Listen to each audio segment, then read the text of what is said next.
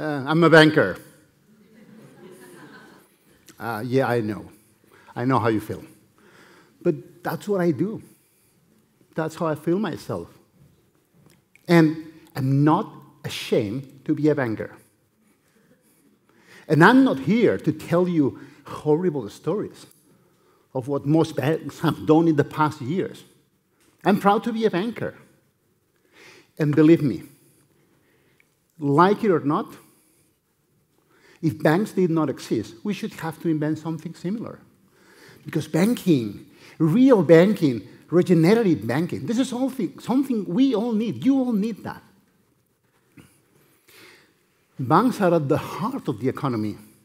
We just take money from shareholders, but mainly money from depositors, and we lend it to other people. Banking is about connecting people. And we do it prudently because we have to preserve those depositors' money. So we just take money that, you maybe do not need in your day-to-day activities, and we lend it to the furniture manufacturer, the people, the person that needs to buy, a new house, the farmer that needs to buy more cows. This is indeed great. This is connecting depositors with people that are in need of money.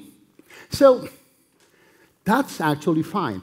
And that's what we call financing the real economy. The big question is, do you think that all banks always finance the real economy? Not always. I see the answer in your faces and your smiles. Let me give you an example. You've probably heard about those banks that were described a few years ago as too big to fail, right? Well, as an average, those banks only invest 40% of all the money they manage in loans to the real economy. So I'm sure that you have the same question as I have.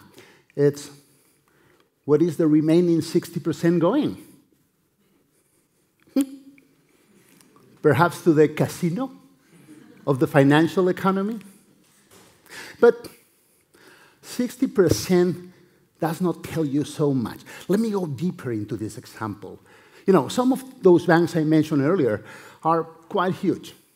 And in some cases, they manage money for amounts that are as big as 1 trillion euros. 1 followed by 12 zeros. Do you really capture this amount? Well, just for your information, the size of the Spanish economy, measured in terms of gross domestic product, is slightly over 1 trillion euros. So some of those banks are even as high as the Spanish economy. So let's do something easy. Let's take 60%, okay? And let's apply it to this amount. And it gets 600 billion euros. 6 followed by 11 zeros. A huge amount of money, isn't it? Money that perhaps, and only perhaps, should be invested in a different way. But anyway, I'm not here to tell you what has made of those big banks a systemic problem for the economy. I'm here today to tell you that there is hope, that there is an alternative way of banking, that there is a different way of doing things. Imagine that we had banks that only invest in the real economy, banks that avoid the speculation and trading, that focus on those projects and companies that are environmentally friendly, companies that do not provoke inequalities. Imagine just for a second, close your eyes. Imagine for a second, just for a second, that all banks in the world lend money under those criteria. Wow. That would be real systemic change. And yeah, those banks would definitely regenerate the economy. But my dear friends, This is not a dream. Those banks already exist. Banks that can regenerate the economy, or as we like to call them, values-based banks. This is quite a huge family of banks. Close to 50 systemic change makers all across the 6 continents. Banks that serve more than 40 million clients, touching the lives of 400 million people, powered by 50,000 co-workers. You may say, oh yeah, but those banks, I'm sure they are not so strong as others. Wrong again. Those banks are healthier, more solvent, and as profitable as big mainstream banks. For those banks, transparency is a key driver. I would refer to transparency later. And for those banks, profit, pay attention to what I'm going to say now. I'm sure you won't believe me. So please, look at me.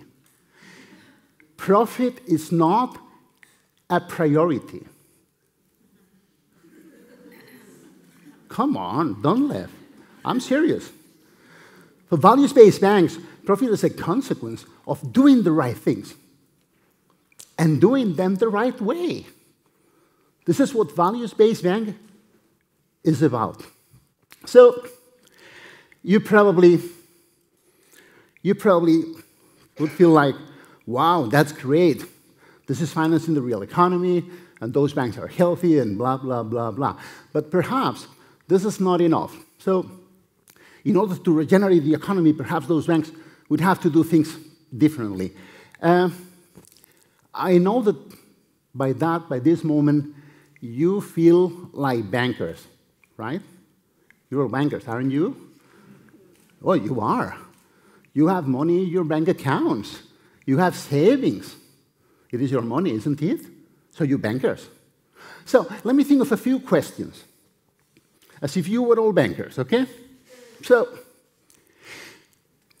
as bankers, would you finance any kind of energy generation projects? Or would you focus on renewable energies that are more environmentally friendly and contribute to fight climate change? The answer is easy. As a values-based bank, you would focus on renewable energies, and perhaps you would also finance organic agriculture that contributes to a healthier food manufacturing process. You also know that home financing is quite a popular service amongst banks. But the question is, as a banker, what kind of home financing would you do? What would be your approach to home financing? As a values-based banker, you would focus on affordable housing, eco-efficient buildings, and important to remember, again, pay attention. You would stop lending in those areas, in those neighborhoods in which real estate prices are climbing too high. Because values-based banking is not about speculation or greed. Values-based banking is about putting people and the planet before profit. And now that I mentioned people, well, this is not a big issue in the Western world. It's not a big issue in the city of Barcelona, where we are today. But you are probably aware that in some countries in the world, there is a huge percentage of the population that do not have access to a bank account or to banking services. So as a banker, if you were banking in those countries, what would be your approach? Would you just focus on those clients that are more profitable to your bank, or would you do otherwise? Easy again. As a values-based banker, you would focus on the unbanked, on the underserved, the ones that have been abandoned by mainstream banks because they feel that they are not profitable. And you would give them services using technology and microloans. Well, now you do not only feel as bankers, you only feel like values-based bankers. That's good news. And just because of this, you would probably recognize that not all banks are the same.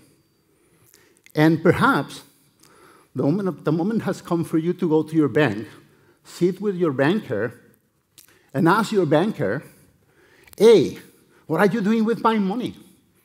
Where are you investing my money? Because it's your money. This 20-euro note is mine, it's yours, it's not the bank's. So you're the one who have to decide where it has to be invested, not the bank. So it is definitely your choice. And that's really the reason why you that now feel like bankers, exactly as those guys are bankers, you that feel now like bankers, you really need to ask for something relevant, that is radical transparency. You know, where we save counts, where you have our money counts, so making decisions on where to save, it's about asking yourselves, how do you want to invest your money?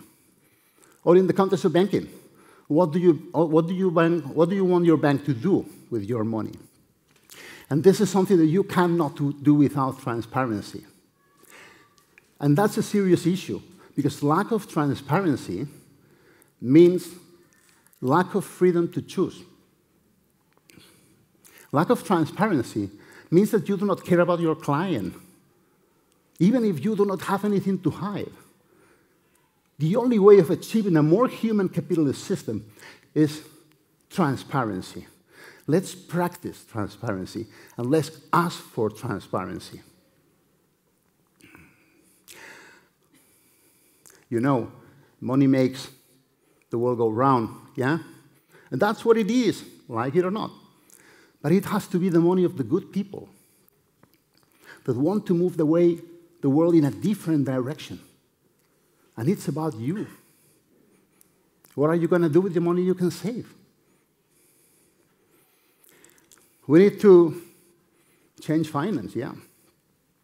We will not change food manufacturing, we will not change real estate if we do not change finance. Because we need to change finance in order to finance change. And we need you all for that. We cannot do this alone. I said that from the beginning. I'm a proud banker, but I meant a proud values-based banker. And you may say I'm a dreamer, but I hope that one day I could just say that I'm a banker.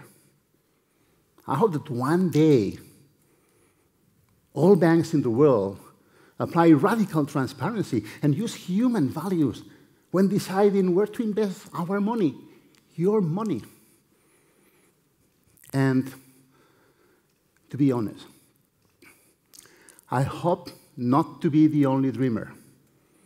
It is your money. It is your choice. It is your responsibility. Are you ready to become bankers? Thank you so much.